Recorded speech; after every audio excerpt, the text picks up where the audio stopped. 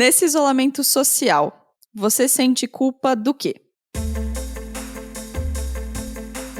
Meu nome é Marina Mels e eu sinto várias culpas. A principal delas é a produtividade no trabalho. Meu nome é Larissa Guerra e no momento a minha culpa é que eu jantei 4 pães de queijo, mais um pouco de queijo com doce de leite e 2 fatias de abacaxi.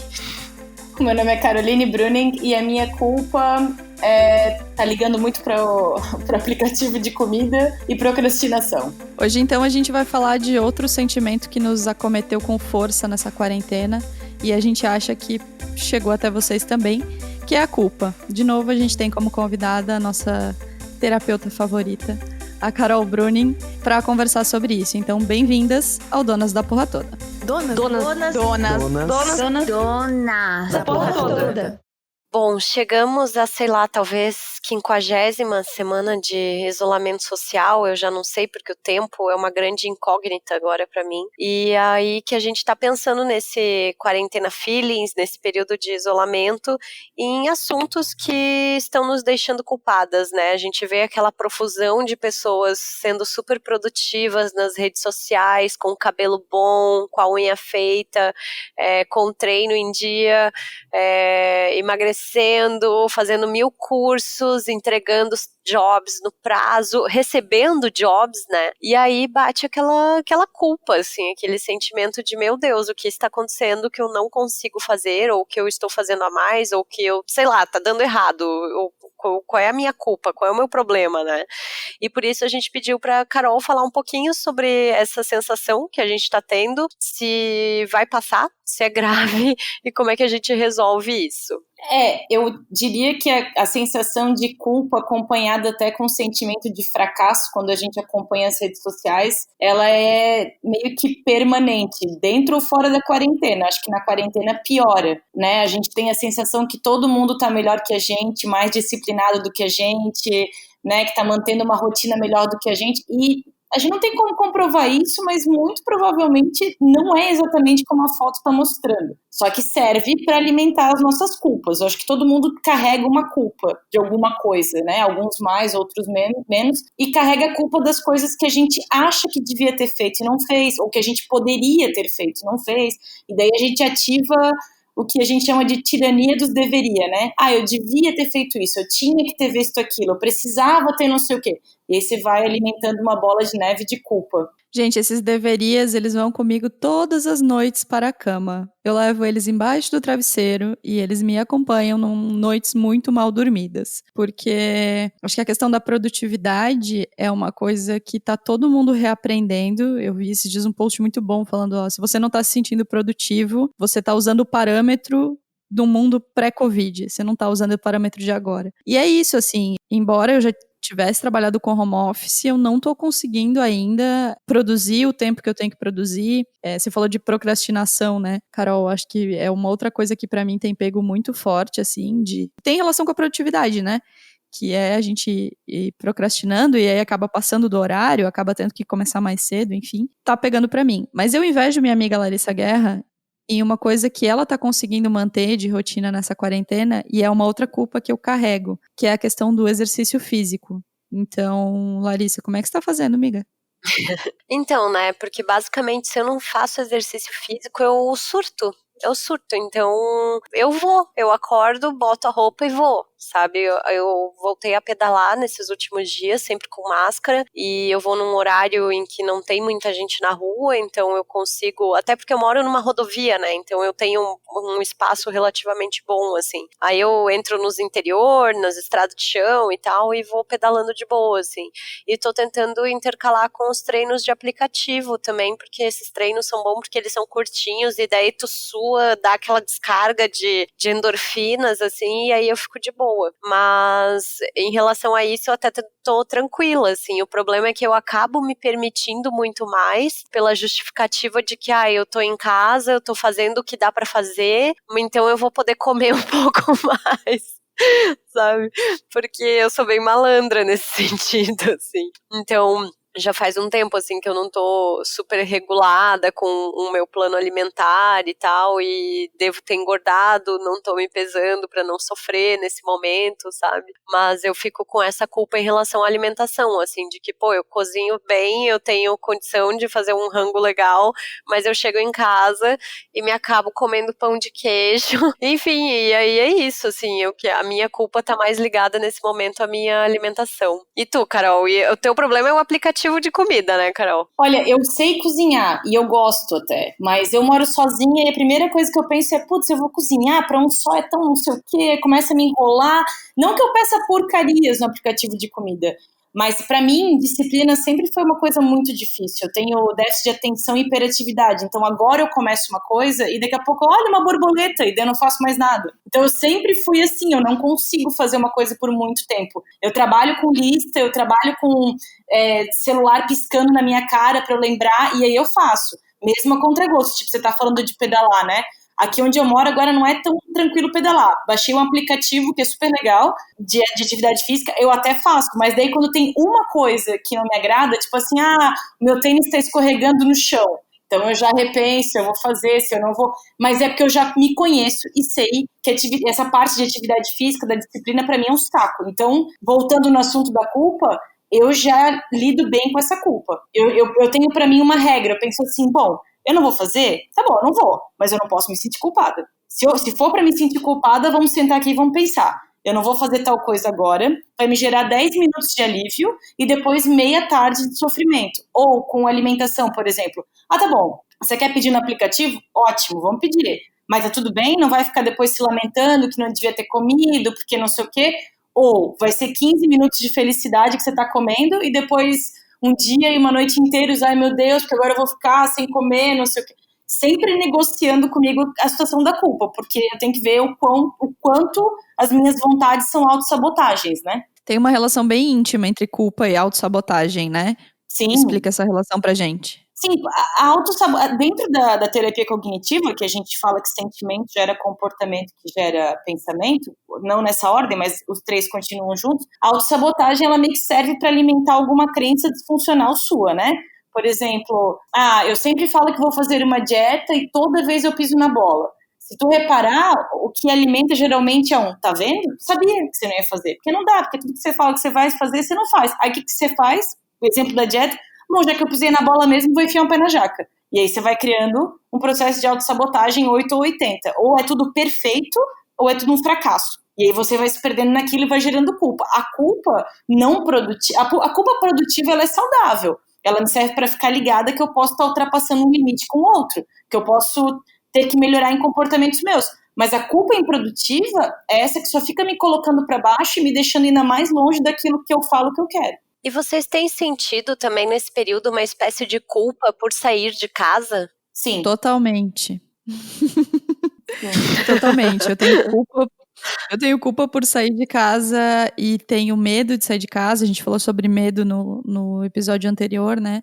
Mas eu tenho receio de sair de casa e se eu saio, eu fico pensando, será que eu precisava mesmo? Talvez eu tenha encostado aqui e outra pessoa vai passar aqui, sabe? Meio uma neurose, assim, em relação a sair de casa. Acho que também é uma culpa que a gente vai ter que aprender a negociar com a gente. E nesse caso, né? Não sei, Carol, o que você acha, mas eu acho que talvez seja uma culpa interessante da gente ter, né? Da gente olhar para ela para que a gente se cuide mais e, enfim, tenha todos os cuidados. Eu acho que nesse momento é uma culpa que nos protege. Hoje eu tive que buscar meu carro na oficina e eu lembrei que eu deixei a máscara dentro do carro, que eu fui para casa, era descartável, não tinha outra. Eu fui de Uber até a oficina, eu me senti muito mal. Eu nem falava com a moça direito, eu tentava nem respirar assim para não emitir nenhuma onda de nenhum possível germe, não sei. Eu fiquei pensando, meu Deus, como eu me sinto mal de estar colocando uma pessoa numa situação horrível porque eu não estou de máscara. A primeira coisa que eu fiz quando eu cheguei perto do meu carro foi pegar a máscara e ficar de máscara perto do mecânico e tal. Me senti muito mal. Eu acho que essa culpa, ela é boa, é desconfortável, mas ela é boa, porque é aquele sinalzinho vermelho que fica alerta assim, não esquece. Tem que pensar nisso, tem que pensar naquilo, tem que pensar no outro. Essa culpa, ela é produtiva. A culpa improdutiva é eu ficar em casa, por exemplo, e não buscar o carro, porque eu não tenho máscara, eu vou sair na rua, e não sei o quê, e daí eu não faço nada. Essa culpa não me serve pra nada. Eu tenho que separar Qual é a culpa produtiva, que é esse sinal vermelho que me alerta para fazer coisas com mais cautela ou rever comportamentos, e a culpa improdutiva, que é você só ficar se colocando para baixo, o que é muito comum para quem é ansioso, né? Para quem é ansioso, eu acho que culpa é o nome do meio. Tá sempre uma coisa que devia ter feito, precisava ter pensado, devia ter olhado, tinha que ter... Sempre. Não sei se vocês sentem isso. Muito. Eu sim, muito. Mas eu também fiquei pensando em relação às demandas domésticas, assim, né? Porque nesse período de isolamento, eu acho que essa demanda doméstica cresceu muito para todas nós, principalmente para nós mulheres, né?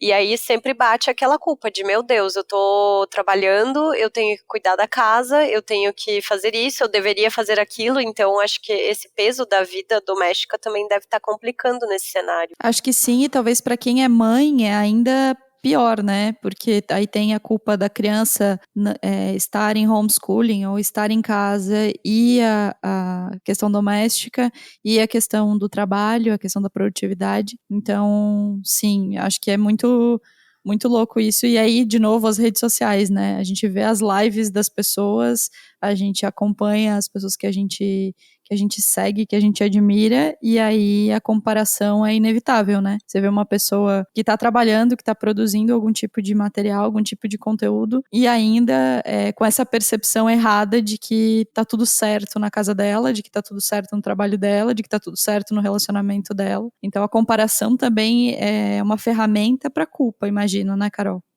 Super. Eu tava aqui pensando enquanto estavas falando, é um tipo de FOMO, né? De Fear of Missing Out. Tu tá sempre preocupado que você devia estar fazendo alguma coisa, que você tinha que ter notado alguma coisa, e a quarentena, infelizmente, te faz ficar muito mais focado em uma ou duas ferramentas, ou seja, o celular e o computador, ou o celular e a TV, o que definitivamente vai piorar, especialmente dependendo do ofício de cada um. Tipo, vocês que trabalham com comunicação, com publicidade, de certo, ver as coisas postadas deve dar uma baita de uma angústia, assim.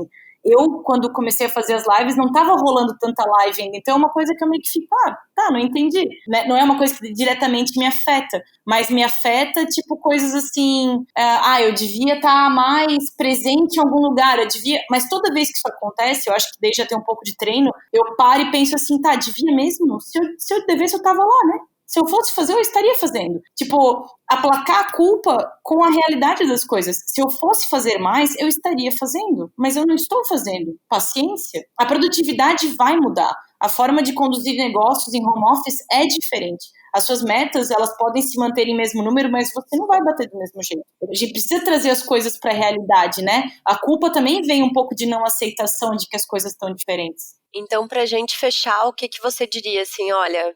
Tô naquele momento em que, tô me sentindo culpada. Qual é o passo a passo? Assim? Olha, eu te diria que o primeiro passo a passo é negociar com os seus pensamentos. Eu tô me sentindo culpada do quê? Tem algo que eu posso fazer a respeito? Tudo bem que eu gostaria de fazer mais? Tudo ótimo. É possível?